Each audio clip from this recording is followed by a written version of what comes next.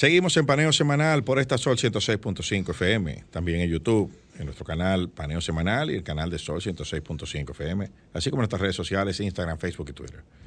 Así que seguimos en los internacionales. Ahora, ¿para dónde vamos, Luis? Estamos hablando de Estados Unidos. Ya nos estamos acercando. Nos estamos acercando. Y hay un asunto interesante. Primero, que Biden, a la consideración de algunos expertos internacionales, está haciendo lo correcto desde el punto de vista internacional, de su política internacional. Primero, ¿no serán los miembros del gabinete del que consideran eso? No, hay algunos estudiosos, incluyendo a Graham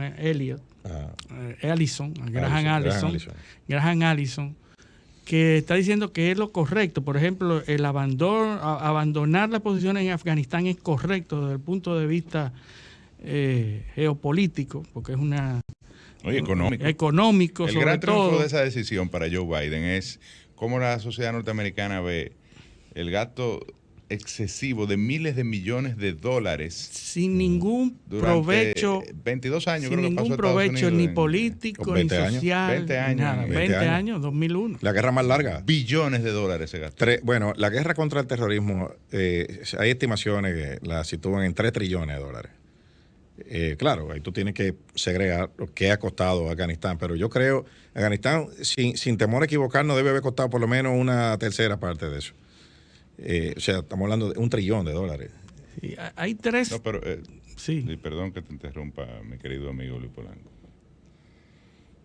La intervención que tuvo Estados Unidos, que no fue directa, antes de del nacimiento del Talibán. Bueno, con los mujahedin, el financiamiento de los mujahedin costaron $10 billones.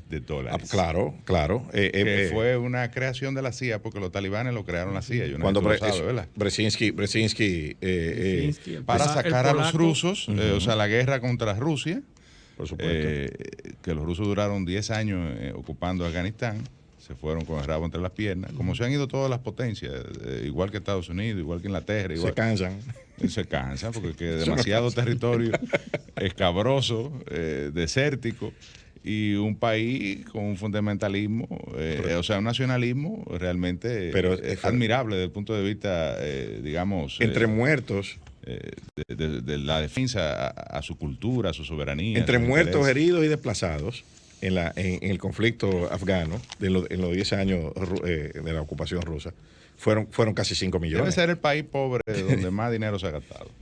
Bueno, imagínate tú. No se ha llegado a nada, porque no ha pasado absolutamente nada. El conflicto de Vietnam. Está igual que hace 20 años. El conflicto de Vietnam 30. fueron 14 años de guerra y dejó 2 millones de muertos, de bajas vietnamitas. Tú ves el opio, que duro.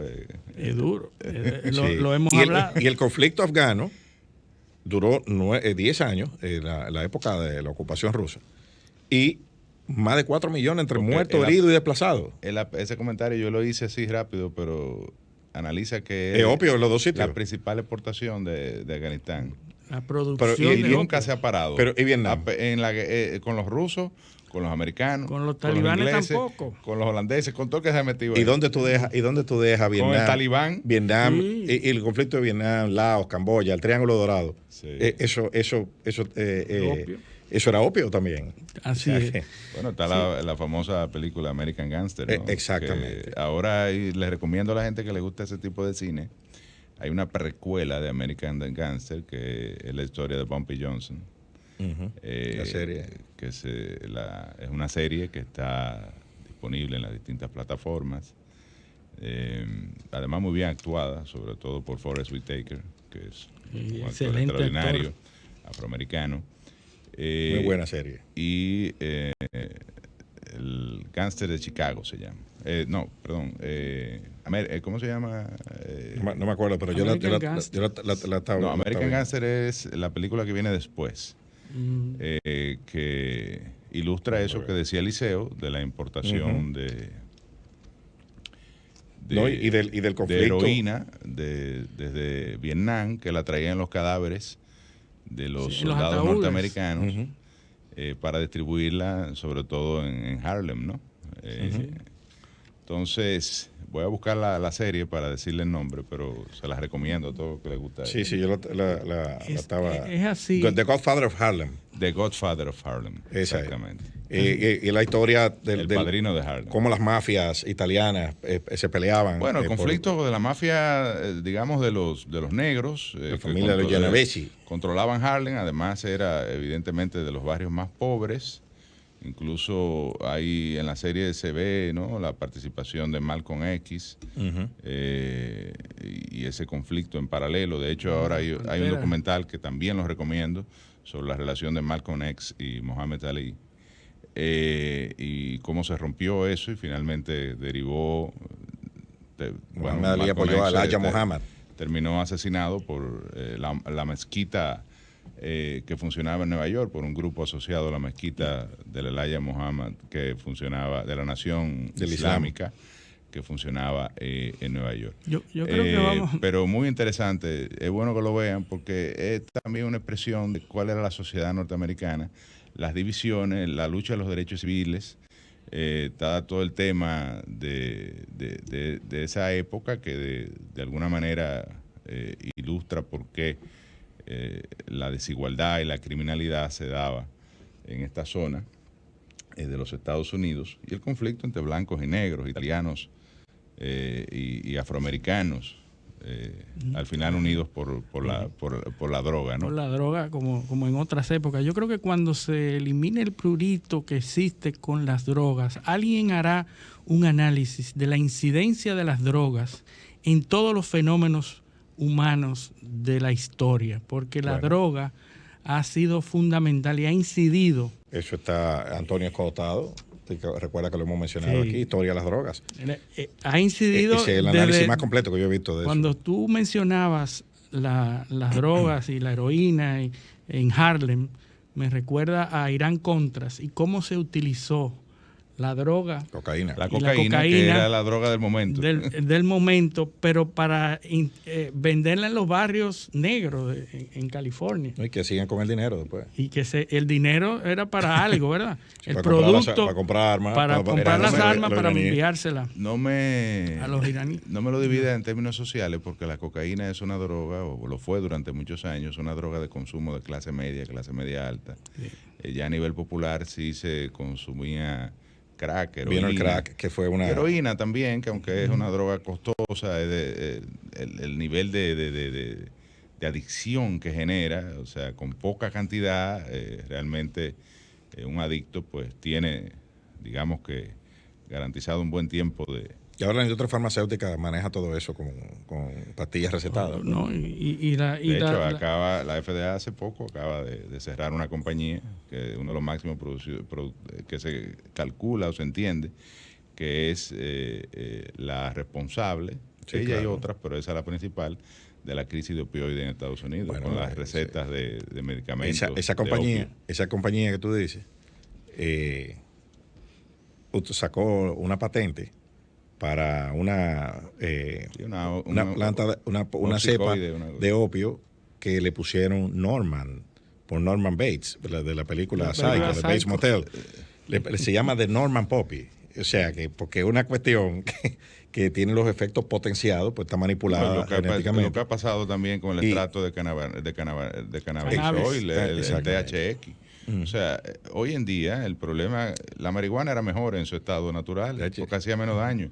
Ahora la gente se intoxica con el extracto, la concentración del cannabis, ¿no? En el aceite que utilizan para vape, pero para producir hasta dulce, candies, y ahora lo venden legal en pues esta farmacéutica que produjo el Norman Poppy lo siembran en Tasmania para que no se lo roben, se lo copien. Donde no haya... Donde está lejísimo de todo el mundo. Entonces ahí ellos tienen su producción de la amapola Norman, que es una cuestión súper potente y que se utiliza para un medicamento muy, muy famoso en Estados Unidos. Es el mundo, señores. La gente se pierde, se cree que toquicha y se escandalizan porque ella habla de droga y va y Roche y RD y todas esas cosas. Pero esa es la realidad. Mira la sofisticación de ese tipo de actividades que uno realmente, eso requiere un programa. Yo creo. Eso iba a decir, tenemos que hacer un programa sobre las drogas aquí y su incidencia en la vida del planeta. Y cómo históricamente, cómo los manejos del lenguaje en las regulaciones. Y la concepción que tenemos de la droga hoy y hace 10 años. O sea, es completamente diferente. El concepto de droga recreacional. ¿Y cuáles son los efectos, los temas disruptivos en el mercado de las drogas? Por ejemplo, el fentanilo. O sea, el fentanilo es un cisne negro ahí. Sí, porque los chinos le han replicado una droga química y que cuesta 3 cheles y tiene ciudades zombies. Hay unos. Esos sí son verdugos. Sí. O sea, hay ciudades en Estados Unidos que tiene distritos que son zombies, que está todo el mundo drogado. O sea, es una cuestión. Legalmente. Legalmente. En París hay una zona también que prácticamente un territorio zombie, donde está todo el mundo, y como una película de Walking Dead, de esa, así mismo anda todo el mundo tranquilo, ahí. Tranquilo. Está todo el mundo tranquilo, ahí no hay desorden. No hay problema por ahí, nadie, pues ellos no se dan cuenta. Pero bueno, decíamos de las 3 decisiones de Biden, que está haciendo un buen trabajo desde el punto de vista de los expertos internacionales, con la consolidación de la alianza con Japón, Corea del Sur y la otra del AUKUS que habíamos hablado, de Asia, Australia, Reino Unido y Estados Unidos. Y está abandonando las posiciones de Afganistán para enfocarse en esa zona donde se prevé que debe haber la mayor atención posible. O sea, Biden está haciendo el trabajo bien, pero a lo interno, ahí vimos una noticia que te comentaba fuera del aire, Eliseo, sobre el general Miles, que es la mayor autoridad militar de Estados Unidos, que a raíz de un libro que se llama Perils, de dos reporteros del Washington Post, sacaron un libro donde se evidencia que este general, una vez ocurre las elecciones de los Estados Unidos y Trump se ve que va a perder o que está perdiendo, este general teme de que Trump desate una guerra contra China. Y ante este temor que él estaba viendo de Trump, hace una llamada a su homólogo en China diciéndole: mira, estamos tranquilos, hay problemas internos, pero no se preocupe, que no va a haber guerra. Y hace una segunda llamada en enero, eso fue en octubre, y hace una segunda llamada en enero diciendo que aunque hayan incidentes militares en la zona, a China que no se preocupe, que nosotros tenemos el control. Es decir, en otra ocasión histórica, ese general hubiese estado cometiendo una alta traición, poniéndose en comunicación con el enemigo. Eso dependía de quién ganara las elecciones. Exactamente. Si ganaba Trump, era un traidor. Como efectivamente pasó. No, que ahora con las protestas, el jefe el jefe del Comando Conjunto, ¿no? Uh-huh. Que es la máxima autoridad, después evidentemente del presidente, y del secretario de Defensa, sí. Que está por encima. Ante las revueltas que se dieron postelectorales en Estados Unidos, reclamando el fraude, dio una declaración diciendo que la estabilidad no estaba en juego en Estados Unidos, ni en la institucionalidad, ni en la defensa de la Constitución, y que la transición iba a ser pacífica. Pero lo dijo el vicepresidente también, lo dijo. Siendo un funcionario del gobierno de Donald Trump. Mike Pence lo dijo también en su momento. Es decir, eso no es verdad que estaba en juego. Lo que pudo haber estado en juego era una acción militar de Trump ante posiciones chinas para lograr sacar la atención a los problemas internos. Provocar una guerra para un conflicto. Desestabilizar.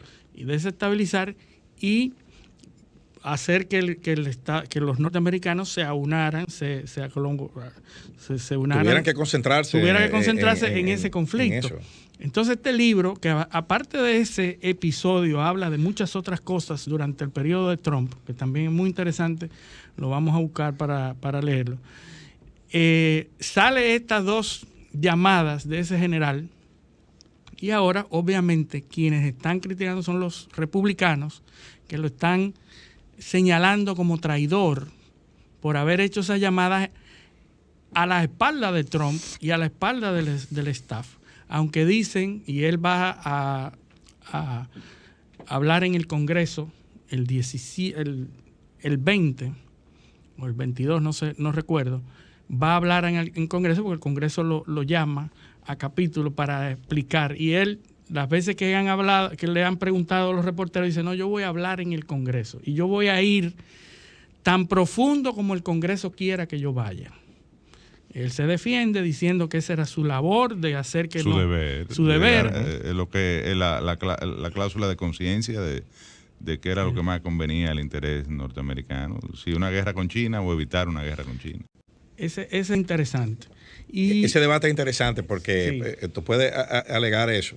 Correcto. Pero también puedes alegar que la seguridad nacional, o sea, cómo es que un comandante puede hablar con una potencia enemiga escondido de la autoridad del poder constitucional y legítimamente claro, ahí constituido. entonces viene la famosa ponderación exactamente de establecer. Es lo que te digo, o sea, yo estoy enfiebrado con eso.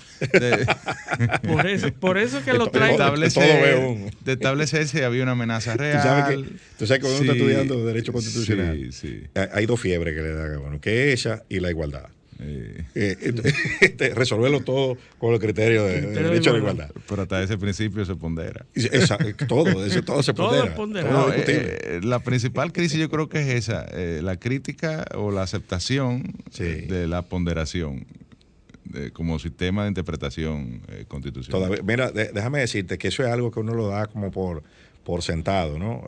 Cuando profundiza en el derecho constitucional, pero esa es una de las áreas menos que la gente como que menos entiende los alcances de eso y cómo... No deja de ser complejo, y esa sobre tensión todo para entre los derechos. abogados, porque es el lugar donde tú estás más cerca de la matemática. Porque todo es la lógica. Y cuando tú dejas de ser Y traidor... hay que leer, ¿tú te acuerdas la anécdota que siempre hacemos fuera del aire, de los enlatados de otros países? Hay que leer, como dicen ciertos abogados. No, magistrado, esos son enlatados traídos de otros países. Hay que leer mucho enlatados de otros países. Dice, lo cierto es que nuestro derecho es un acopio de enlatado de otro país. ¿Sabes lo que dice? Bueno, y está el debate del Código Penal. ¿Por qué un código moderno? Bueno, porque el que tenemos de 1802, o sea, un código napoleónico. Dice, tú sabes, recuerda que nuestro profesor Eduardo Jorge, amigo nuestro, que aprovechamos para saludar, dice que Me está dando clase otra vez. Dice que hay juristas que mueren de inanición jurídica y otros de indigestión jurídica. Dice que consumen demasiado texto, entonces indigestan y se mueren. Pero en ese debate hay que ver la raya que divide al traidor del héroe. Eso es. Es lo interesante. Claro, ¿y qué se va a analizar ahí? ¿Había una amenaza real? ¿Había una intención de China de generar una guerra con Estados Unidos? ¿O era un capricho de Trump sabiendo o conociendo nosotros el perfil del expresidente norteamericano, que fue bastante sui generis, para decirlo de alguna forma? Y que generó entonces la ley mucha intranquilidad, no solo en Estados Unidos, sino a nivel global. La ley se puede desobedecer cuando yo entienda que hay peligro. Hay que ponerle un asterisco. Propio, y criterio interior. ¿Entiendes? Eso personal. Eso va a ser un debate interesante. Y vamos a ver cómo los norteamericanos... No va a dejar de ser subjetivo, porque por supuesto. Lo que pudo haber pasado, que no sucedió, pero no sabemos. Y vamos a oír la audiencia, porque este general va a tener ahí una audiencia. Porque los norteamericanos son muy... una de las tantas cosas que hay que reconocerle a los Estados Unidos es que a nivel de tribunales, el ejercicio de interpretación que se hace ahí es muy, no, y es muy conceptual. Se conceptualiza de forma muy, muy profunda y además es muy práctico. Uh-huh. Y eso vamos a en el segundo bloque, cuando toquemos el tema, los temas locales. Yo tengo dos jurisprudencias norteamericanas. Uh-huh. Para que tú veas cómo los americanos han resuelto problemas prácticos que tenemos en Latinoamérica. Específicamente, voy a adelantar de lo que es el financiamiento de las campañas políticas, a propósito de todo estos escándalos que estamos viendo. No, y a ver si aterrizamos aquí en el territorio dominicano. Por supuesto, vamos a llegar bueno, aquí. Vamos a llegar, pero no sin antes hablar de ese conflicto y ese debate legal que ustedes manejan. ¿Por qué cuando hablamos de aquí es aterrizando? Cuando fuera volando. Porque estamos aquí, hay que aterrizar. Yo decía, Eliseo, esos debates que son muy interesantes y que aquí no se analizan, porque yo no he oído. Aquí los análisis se hacen en Amadita y referencia. Sí. Pero no se hacen ese tipo de análisis que son tan provechosos para la gente. Y hay gente que recita los titulares y cree que está haciendo un análisis. Sí, claro, sí. No. Pero fíjate. El titular es más palabra en latín, es igual a análisis. Hay un asunto que está ocurriendo en los Estados Unidos. Ahora hay un caso de una pareja de novios que deciden hacer un viaje por todo Estados Unidos. Se van novios, ¿verdad? Se van en una van, en un carrito y se van. Y a través de las redes sociales comienzan a tuitear, a postear. La gente va viviendo todo lo que esa pareja está viviendo, al punto de que en algún momento dejan de postear y aparece, lo detiene la policía y lo ve discutiendo. Hay un forcejeo entre la pareja y la policía lo detiene, los separa, ellos se vuelven a unir al día siguiente y 10 días después el joven, que es de la Florida, del norte de la Florida, llega a la Florida solo, sin la joven, sin la novia. El caso de Gaby Petito. Está desaparecida la joven y hay toda una investigación de dónde está la joven, que se ha pasado todo ese recorrido por todo el centro de los Estados Unidos, pero el joven llega solo. Después la policía comienza a investigar, hay un incidente en donde se le detiene y es evidente que estaban peleando, estaban llorando, la policía los separa por una noche, se vuelven a juntar, pero días después el hombre aparece y la muchacha no vuelve a postear más.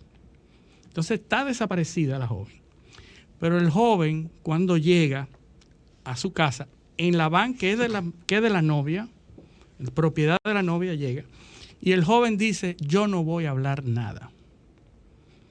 Y se hace acompañar de abogados y dice, mi derecho al silencio. Sí, la próxima serie de Amanda Knox. Exacto. Entonces, el análisis mío viene, porque esto puede ser utilizado en cualquier película en Netflix. El derecho que tiene esa persona, a pesar de la desaparición por varios días de una persona, esa persona tiene derecho a no hablar absolutamente nada. Claro.